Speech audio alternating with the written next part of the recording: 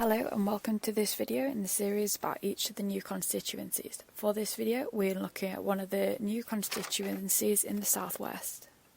In this short video we will look at the details on the new constituency, how this new one is formed, the previous results, the 2019 results, current candidates, and make predictions with different levels of how bad of a day it might be for the Conservatives.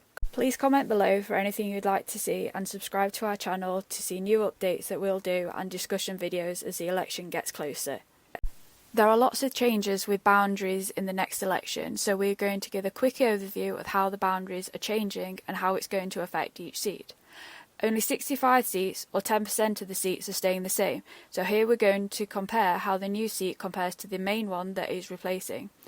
There are some huge changes, such as the city of Chester, which now has 2 seats, but some seats are being completely dissolved, with populations moved to neighbouring seats. So why are the boundaries changing?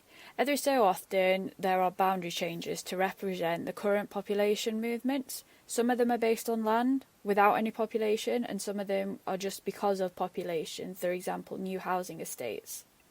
2021 was the census year, which has helped inform these changes. The last major change in the boundaries was 2010. Now let's look at some of the details about the constituency. There are 8 regions in England, with Scotland, Wales and Northern Ireland on a country basis. There are 32 seats in Wales, 57 in Scotland, 18 in Northern Ireland and an average of 60 in each of the English regions. The population can vary hugely. The highest is nearly 152,000, which is in Birmingham Ladywood, while the lowest is less than 27,000, which is in the Western Isles of Scotland, which also has the lowest electorate at 21,000. The average population is 103,000 and the average electorate is 73,000. The largest area is the most northerly mainland seat, which is Caithness, which is nearly 12,000 kilometres squared, or approximately 100 times the size of Manchester.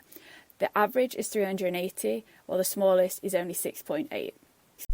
The average percentage of the 16 to 49-year-olds is 41%, with the highest in Leeds Central and the lowest in North Norfolk, which also has the highest 65+.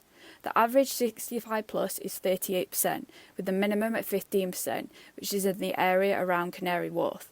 Density averages nearly 1,400, with the highest in Bethnal Green and the lowest in Caithness. This constituency has a boundary change. This constituency is affected by a boundary change. Because of this, we now have populations from multiple old seats. These percentages are based on population, not land. When we're looking at the winner in 2019, it's a bit more relevant to the seats that are now made up from multiple old seats. Nevertheless, this is the result from 2019, with the winner and whether the seat was held or it changed. Here are the winning party and those that came second, and also the majority. The size of the majority is key when considering how this seat might change. Maybe not so much when there's a big Labour majority or Lib Dems, but for pretty much any Conservative seat, it's possibly not considered safe, bar a very extreme few. The same to the SNP. Some of these are really up for grabs, particularly for Labour and the Lib Dems. Here we see the vote share at the last 4 elections for the 5 main parties in England: the Conservatives, Labour, Lib Dem, Green and a combination of Brexit or UKIP. The Brexit UKIP vote was distorted in some constituencies in 2019 because if they were held by the Conservatives in 2017, they didn't stand against them. Nevertheless, we can see the changes that occurred throughout the different elections. This is a list of candidates that are on the ballot paper for this constituency. This is now a finalised list as the deadline to register as a candidate has passed.